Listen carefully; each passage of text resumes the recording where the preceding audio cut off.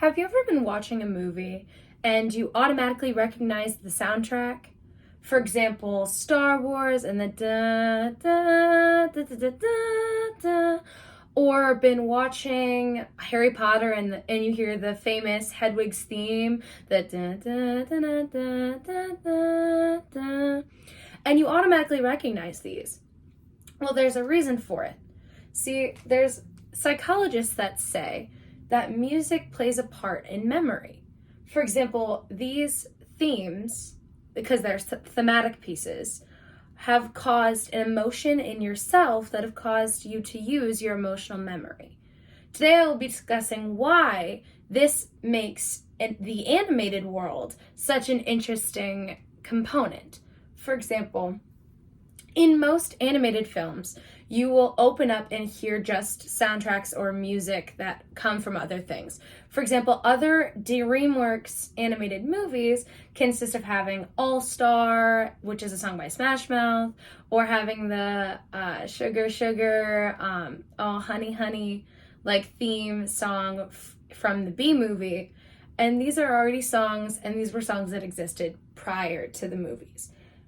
However, How to Train Your Dragon is so much different, and it's different in a way because the music was thematically written versus realism.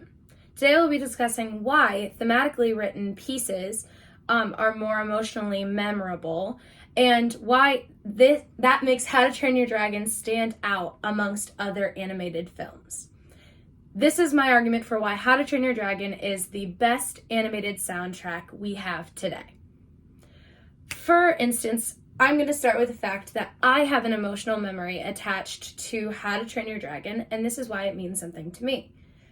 Every year in my high school, we would sing or listen to pieces to see what we were going to play in orchestra. I'm a trumpet. I've played trumpet for 7 years, so I'm very familiar when it comes to composing and scores. And we've played John Williams pieces before, such as Jaws, E.T., Harry Potter, etc. So when my instructor, Mr. Walter, decided to tell us that we were going to be playing a piece from How to Train Your Dragon, I was a little confused because I was thinking this is an animated movie and not a live movie with themes. And mostly scores in composition are themes, because it's easier to compose a theme rather than lyrically written songs. For example, the fact that Smash Mouth and All Star has a ton of lyrics, and like I said, the piece was already written prior to the movie. It wasn't written for the movie. Versus How to Train Your Dragon, which the composition was written for the movie. Anyways, I digress. We listened to this piece and we played it. And the first time we played it, we were kind of confused as to why we were playing it, like I was, until we listened to it. And we realized within the first minute that within the opening theme, this movie was different. And he made us watch the movie, which was not common for our band class to watch a movie. That was not where we were. But we did, and once we played it, it lit up everyone in the room. We had our first concert, and when we played Test Track, and we played the beginning soundtrack, and we played Toothless's theme, and Astrid and Hiccup's theme, and we just played all of these songs, it made the entire crowd go nuts, because every single person in that audience had some memory of what we were playing, or attached an emotion to what we were doing. And since this was so powerful, my band director decided that this would be a good opportunity to play this score at graduation.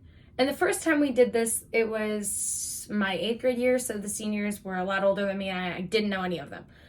But every single one of them, when they walked on that stage to what we were playing, which was How to Train Your Dragon, just over and over and over again, like the entire score, which was like 3 pages, once we played it, they all seemed so proud.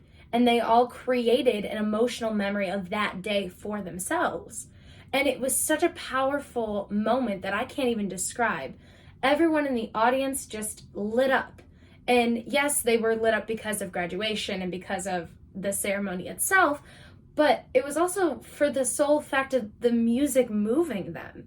because it wasn't your stereotypical pomp and circumstance walking down the aisle to get graduated.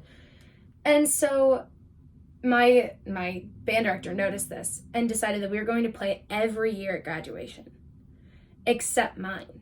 Because of COVID and because of everything else, I didn't get to experience that. And so I realized that it's something that I miss.